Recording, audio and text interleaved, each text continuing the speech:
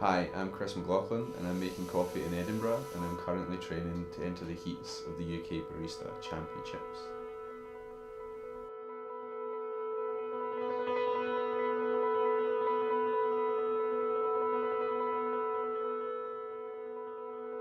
I began about 3 years ago. Moved to Australia just to sort of randomly travel, catch up with some friends that moved over there. And I started working in a cafe, just managing, just helping out whenever I could.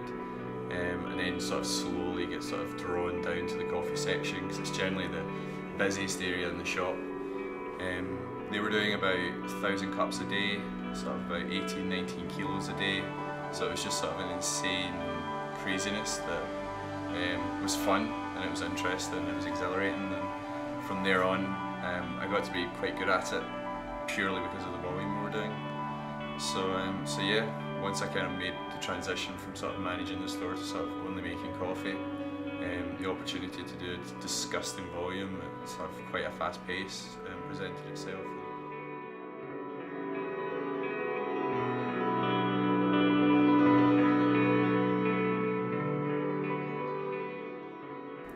I think it's something that's available to the masses. It's like it can be taken as seriously as wine or, you know, collecting a particular kind of jewellery or a certain kind of cheese or a certain kind of car, or it presents itself as a sort of a little bit exclusive, but everybody can pretty much afford it.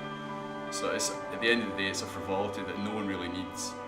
It's a drink that you can make at home for less money. But if you take that moment out of your day, it can allow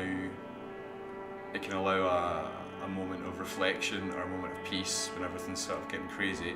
But at the same time, if you're that way inclined, it can allow you to feel as if you're a little bit special and you know something that maybe other people don't, because you take your coffee a particular way in a particular place and with a particular kind of bean and a particular temperature of milk.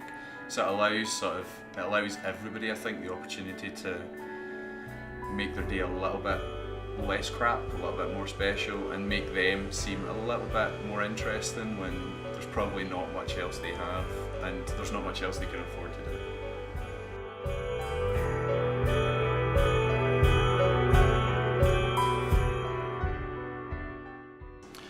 If it goes well, then it's a pretty nice piece of paper to hang on the wall. If it doesn't go too well, then it's still a pretty decent thing to have been to and achieved in the industry, because there's so few places, there's so few people sort of working at that standard. So even to sort of go in itself sort of puts you on an echelon with a lot of people.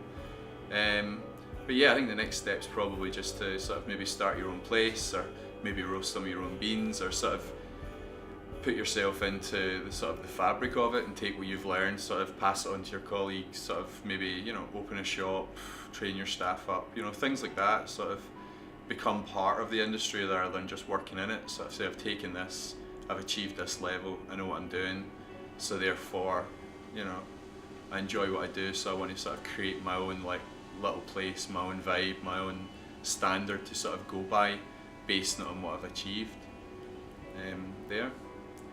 Then obviously there's the underwear modelling that, you know, sort of goes hand in hand with most baristas, and so I'm thinking that the tattooing that, you know, is quite common in baristas, to mix the tattooing with underwear modelling would be sort of the upper sort of echelon for me. Just having a place where somebody could come in, all the staff are in their underwear covered in tattoos, is something that I don't think's really been explored.